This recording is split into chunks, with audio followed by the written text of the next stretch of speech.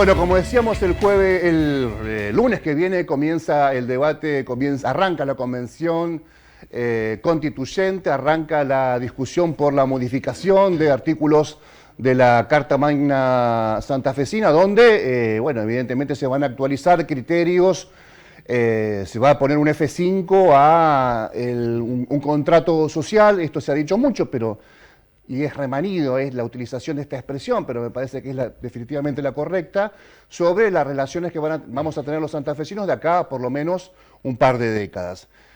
Claro, en el 62, que fue la última vez que se reformó, quedó una constitución que se bancó muchísimas décadas, porque fue una constitución muy moderna, muy discutida, con un primer nivel en el debate académico, jurídico, político, y eso es lo que se pretende, o por lo menos creo que la sociedad que está interesada en seguir estos asuntos de cerca, pretende que se tenga en cuenta de acá en lo que va a durar la discusión de la convención que va a sesionar en la Cámara de Diputados, en el recinto de la Cámara de Diputados aquí en la capital provincial. Hay bueno, nuestro invitado es un invitado que habitualmente con él charlamos de fallos y de resoluciones jurídicas vinculadas a la Corte. Es el procurador de la Corte en este momento de la provincia de Santa Fe, pero también ha sido fiscal de Estado, también ha sido parte del staff jurídico de la Procuración del Tesoro. Y quienes son inquietos en buscar sobre sus antecedentes también pueden encontrar a un joven, Jorge Barraguirre, que todavía no estaba lejos de llegar al techo de los 30 años, discutir acaloradamente con Iván Cullen en un programa de televisión sobre la figura del jefe de gabinete mientras se estaba en los albores de la reforma de la Constitución Nacional en 1994. Fíjense desde cuándo viene, y seguramente mucho antes, viene su interés por bajarle la lupa a las cuestiones vinculadas a la vida, a la relación entre las personas, algo que yo vengo charlando en muchas ocasiones con él desde hace mucho tiempo. Es un tema que a él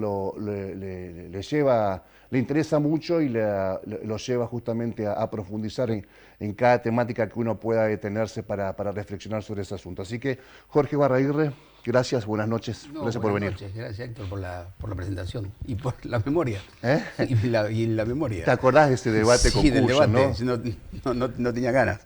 No tenía ganas. No tenía ganas. Pero sí, el debate con Iván porque él estaba entusiasmado. Hoy lo volví a ver. Los fragmentos. Él estaba entusiasmado con el tema de que había alguien que había trabajado en el Pacto de Olivos. Nosotros habíamos trabajado un grupo de jóvenes abogados que éramos discípulos, si se quiere, de Carlos Nino, y Ricardo Gil Lavedra nos convocó para trabajar al lado del doctor Alfonsín, allá por septiembre o octubre del 93. Ese debate tiene que haber sido, me parece, en febrero, marzo del año 94. Exacto, sí. Sí, tiramos pocillos. Sí. Se cayó un pocillo. Un programa con Guillermo Tepper. Con Willy Tepper. Sí. Y así que bueno, es cierto, desde antes a uno le surgían las inquietudes de las conexiones entre la vida institucional y la prosperidad o la pobreza de la gente. Sí. Y hoy, por ejemplo, ese tipo de debates de alguna manera están, no digo zanjados, pero por lo menos hay una pareja de premios Nobel en economía por el vínculo que ellos lograron establecer en una investigación, que es un libro famoso que ha sido, creo que el año pasado fue traducido al castellano, que es ¿Por qué fracasan las naciones? De tal manera que efectivamente quienes en algún momento tenían alguna sospecha, como Carlos Nino, Juan José Lins, Ann Liebhardt, que fueron los grandes institucionalistas de la década del 80, creo que estas investigaciones empíricas ahora le dan la razón. No son, o no es la economía, por así decirlo, la que moldea nuestras instituciones, sino y que de alguna manera es la que favorece o no el clima de inversiones, generación de empleo que puede tener la sociedad, sino al contrario, son las instituciones las que de alguna manera moldean la vida política, social y económica de una nación. Por lo tanto, es importante... Ergo, ergo es muy importante cómo nosotros diseñamos claro. Las reglas institucionales. Y, la posibilidad que... En un sentido amplio, ¿no? Uno incorpora también los derechos de propiedad, ahí cómo están respetados. Por ejemplo, en esta investigación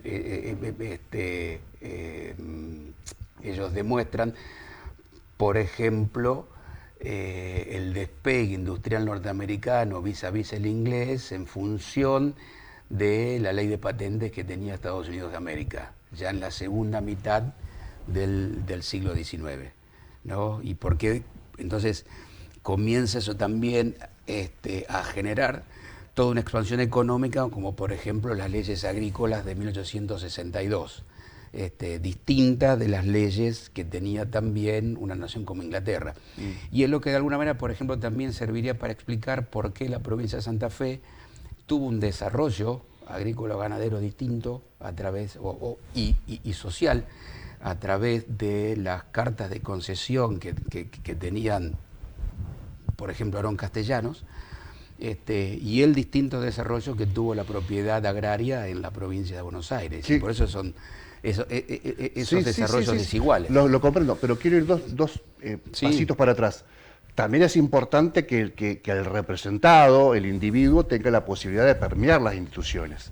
Bueno, las instituciones secreto, cuando las blindás, termina el secreto siendo... un poco es ese. El secreto es eso. Es el pluralismo institucional, la manera en que uno fractura o fracciona el poder, la manera en que eso genera control e influencia.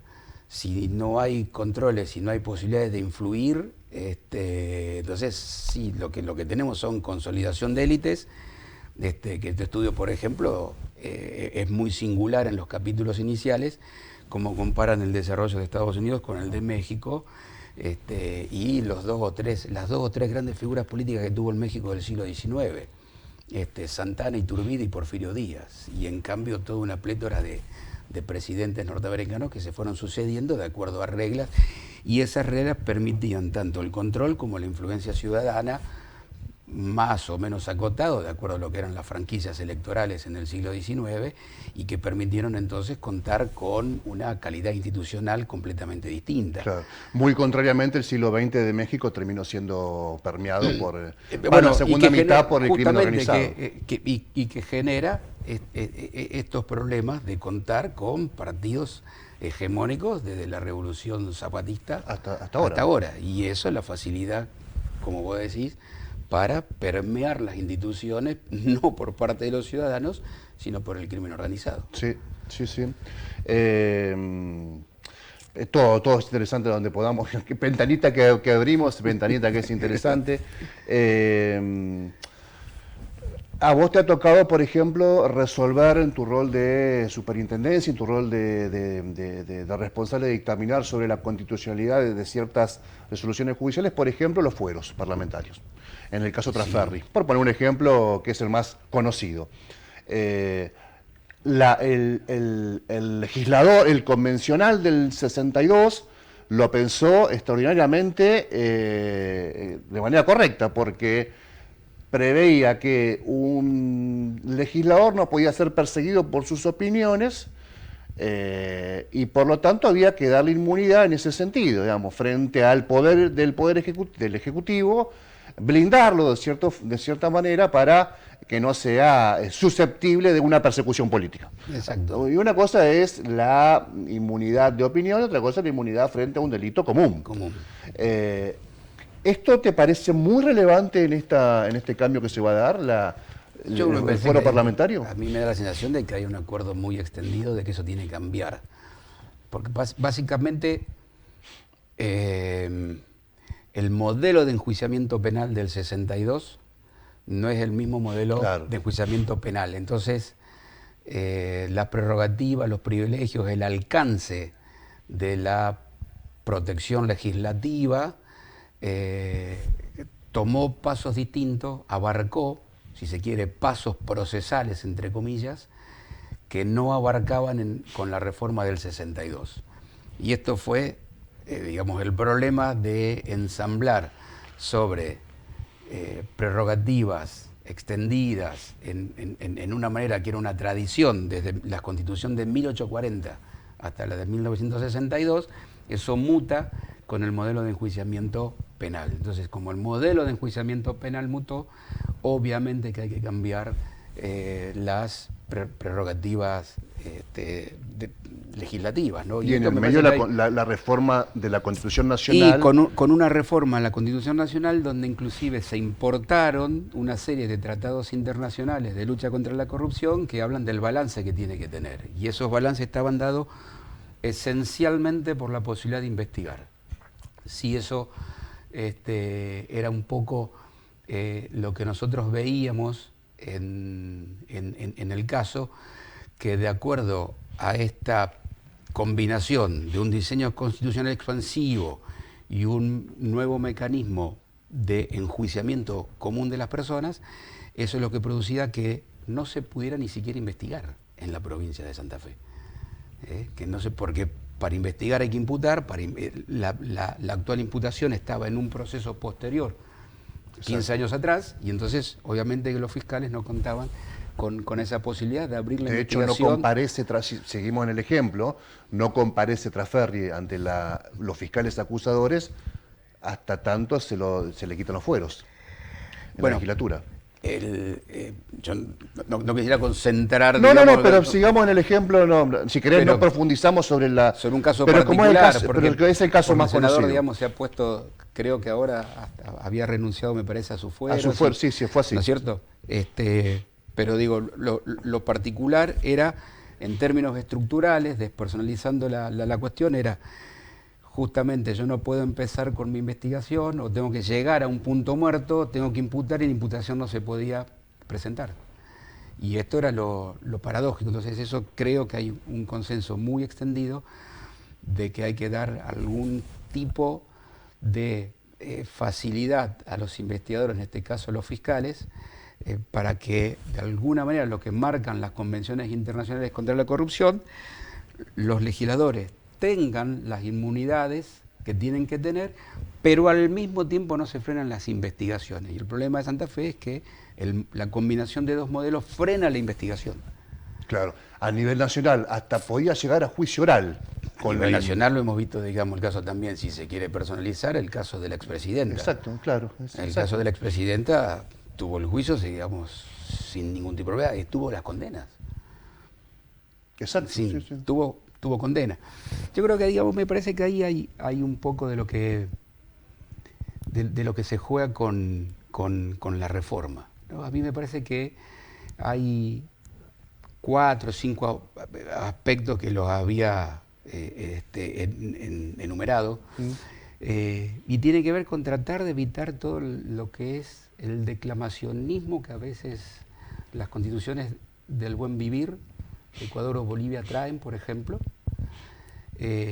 y las redundancias que puede haber por la necesidad de darle una impronta local. Entonces, por ejemplo, nosotros tenemos en la Constitución Nacional tenemos una extraordinaria cláusula ambiental. Entonces, cuando nosotros tenemos que reformar la Constitución, uno de los temas habilitados es ese. La cuestión es no repetir las garantías que la Constitución Nacional trae en materia ambiental. Otro de los asuntos me parece que tenemos que evitar es la incorporación de figuras, de instituciones que no han funcionado en la órbita federal, ¿no? ¿Del punto de vista ambiental? No, del punto de vista ambiental, sino de cualquiera, digamos, Ajá. en general. A ver. Por ejemplo, yo creo que si uno mira los datos, compara, por ejemplo, la labor de algunas fiscalías generales, de la Procuración nuestra, la Procuración General de la Corte, que son los acusadores en materia de destituciones judiciales, si se quiere, es decir, frente a las inconductas funcionales graves de la magistratura, la diferencia es asombrosa. Entonces uno ve cómo funcionó o cómo mal funcionó en algún aspecto el Consejo Nacional de la Magistratura y cómo los otros mecanismos, si se quiere, de mayor proximidad, que no tienen burocracias que se han consolidado y que han sido muy permeables a lo malo que tiene la política, ¿no? El resultado es diametralmente opuesto. Uno ha visto, por ejemplo, también la Auditoría General de la Nación, que es un control ex post, y uno sigue teniendo problemas de decencia y transparencia administrativa. El Estado Nacional sigue siendo un Estado extraordinariamente opaco. Entonces, me parece que ahí hay dos ejemplos, por ejemplo, de lo que uno no debería hacer y que han sido de alguna manera derrotas para quienes pensábamos en el año 92, 93, 94, que con la incorporación de este tipo de instituciones nosotros íbamos a tener una república más transparente y más participativa. Y después hay un punto, me parece... sí. Insisto, me voy 2 pasitos atrás. Respecto al proceso de destitución, uno puede decir, la provincia de Santa Fe en relación a la estructuración nacional de Consejo de la Magistratura, remoción de jueces, etcétera, pareciera que la figura nacional es mucho más moderna, mucho más dinámica, y sin embargo tiene muchos defectos. Pero en la práctica tiene déficit, ha tenido déficit. Claro. Fíjense, digamos, como por ejemplo, veamos los jueces federales. Entran procesos larvarios muy largos, claro, y la provincia de Santa Fe lo resuelve con multiplicidad de actores en un tiempo determinado. Con pros y contras. El Tribunal de Enjuiciamiento ha rechazado lo que para mí eran casos claros de acusación y de destitución, y el tribunal los ha desechado, a veces unánimemente y otras veces con opiniones divididas. Pero está claro de que hubo un debate en estos últimos, sobre todo 6 o 7 años, acerca de la calidad de los servicios que brindábamos en el Poder Judicial. Y también eso se hace en tiempos extraordinariamente cortos si uno los compara. Nunca se han superado el año en cada uno de esos, sí. De esos procesos. Y lo segundo es la Auditoría General de la Nación. ¿Podemos buscarle una comparación provincial, Tribunal de Cuentas? O sea, ¿es preferible más allá de todas sus dificultades, una estructura Tribunal de Cuentas con delegaciones fiscales y contables en todas las dependencias públicas? ¿Podría ser más virtuoso que una auditoría o una auditoría con una vuelta de rosca? Yo calculo que el problema radica un poco en el tipo de control. Si es un control ex post o es un control que también es una especie casi, yo diría, concomitante. Y el tribunal, independientemente de los nombres, como sugerí, independientemente de los nombres, el puro control ex post y sin ningún tipo de mecanismo sancionatorio no parece haber generado incentivos a la transparencia. El mecanismo casi concomitante que tiene el Tribunal de Cuentas de la provincia pone muy en foco cuando hay algún tipo de irregularidad en los procesos administrativos de contratación. El caso, por ejemplo, el de la licitación de armas durante la gestión del contador Perotti, que fue su fiscal de Estado y su ministro de Economía quienes reaccionaron ante lo que ellos entendían que no era una contratación regular.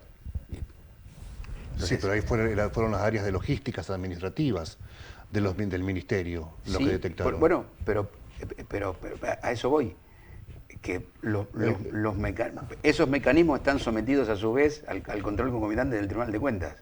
Entonces, es la propia administración la que de alguna manera se autotutela, se protege, y la Fiscalía de Estado, que también cumple... Podríamos decir que no es en tiempo real, pero es más cercano. Pero es más cercano, por eso digo cuasi concomitante. Cuasi concomitante, que es una de las cuestiones, me parece que uno debería plantearse. Otra de las cuestiones que me parece más sensibles es la de poder generar con el lenguaje adecuado, ¿no? Algo así como microinstituciones de gobernanza. Cuando uno trata de regular, por ejemplo, el derecho al agua, ahí siempre hay una tensión entre la codificación, la idea reglamentaria, cuasi legislativa, de introducir en la Constitución y utilizar un lenguaje puramente basados en principios o en mandatos de optimización que rara vez pueden servir de estándar o guía, ya sea para la labor legislativa que lo concrete después o para la labor judicial para establecer significados relevantes por parte de los estándares de la Constitución. Entonces esto me parece que es muy importante. Yo, por lo que percibo en el debate, es una de las cuestiones que tiene muy ocupados a muchos de los convencionales constituyentes, y es esto, si se quiere, de los derechos de gobernanza. Por eso hablaba de los microsistemas de gobernanza, ¿no? Nosotros usualmente tendemos a dividir las constituciones en dos partes: la parte declarativa de derechos, ¿no?, la parte dogmática, y lo que Roberto Gargarella llamó y popularizó como la sala de máquinas, ¿no? Los fierros, las herramientas, cómo las instituciones sirven para gobernar o no. Me parece que hay como un término medio, hay algo ahí en el medio, que son estos derechos de gobernanza que muchas veces los utilizamos o los denominamos, los etiquetamos como los derechos de la democracia semidirecta, directa y los esquemas participativos o deliberativos. Y creo que ahí también se juega gran parte de la suerte de la reforma y de esta apertura que tienen que tener los procesos constitucionales a las próximas generaciones. Y ahí estás viendo vos una especie de terraplén imaginario entre las dos partes de la Constitución, la nuestra, respecto a esas microgobernanzas o esas participaciones. No, creo que digamos, ¿puede hacer enlace entre las dos partes? Creo que es a lo que le deberíamos prestar mucha atención, y por lo que he visto, por ejemplo, en los debates organizados en el Instituto de Estudios Avanzados de la Universidad del Litoral, hay constituyentes que están mirando esa bisagra, ¿no? Cómo unir, cómo vincular las dos partes, porque depende de cómo nosotros abramos la Constitución al futuro, es también la manera en que esa Constitución puede ser efectiva, ¿no? A veces, obviamente, que ningún constituyente puede mirar a futuro, por ejemplo, el tema de las aplicaciones virtuales, la inteligencia artificial y cómo esto va a evolucionar. En 1853 no se podía pensar en un teléfono, ¿no? Graham Bell ni siquiera había nacido en el 53, en un teléfono.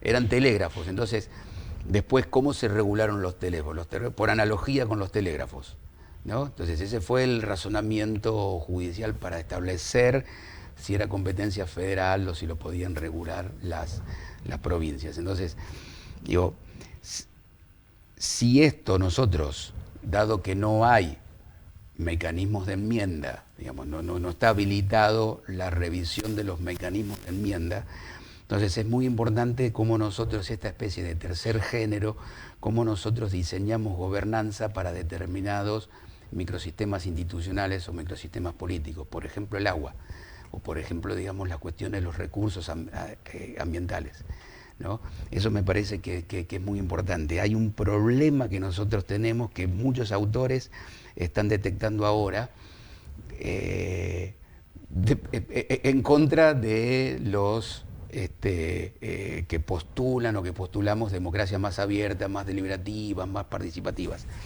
Y es que vienen a enjuiciar con mucho dato en la mano que la política no hace a los ciudadanos más virtuosos, sino que como que la política arruina, ¿no? Entonces habría para esto un Jason Brennan, por ejemplo, un libro que ha sido recientemente traducido, habla de 3 categorías de ciudadanos, que es muy interesante: los hobbits o los ciudadanos comunes, los vulcanos, que son los ciudadanos de esta especie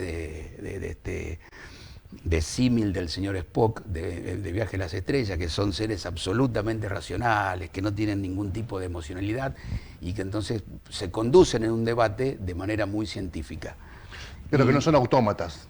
Que no son autómatas, está claro. Y después un tercer grupo que son los hooligans, que le llaman, que son los barra bravas. Sí, está bien. Y entonces, el secreto de la política virtuosa para él ya no es tratar de generar mayor intensidad, mayores vulcanos, ¿no?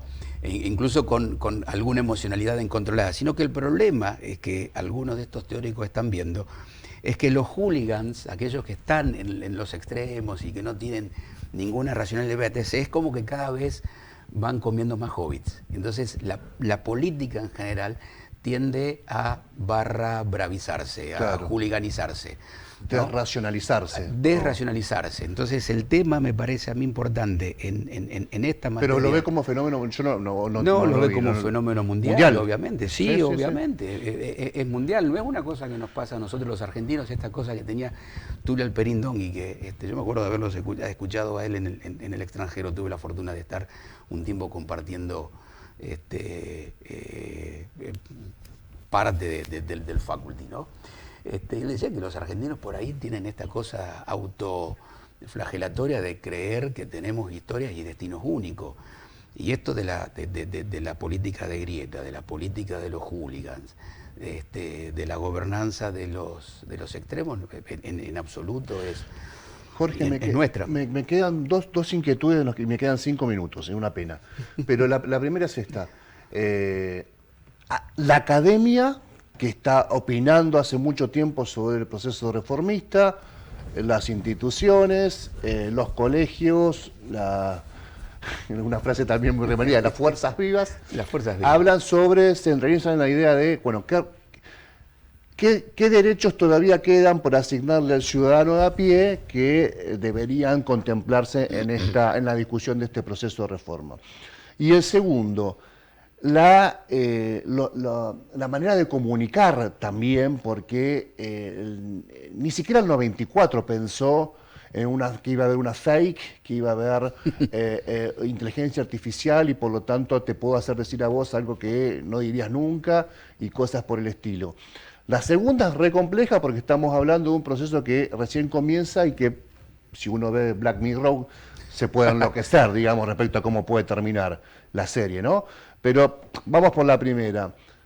¿Pensás vos, desde el lugar que quieras ubicarte, de la academia, la institucional, lo personal, que hay derechos que no pueden, esta vez deben incorporarse desde lo individual en la reforma? Yo creo que eso va a ser un sano rompedero de cabeza. Creo, por ejemplo, que todo el tema de los derechos digitales me parece que sí es un capítulo muy interesante, muy inexplorado.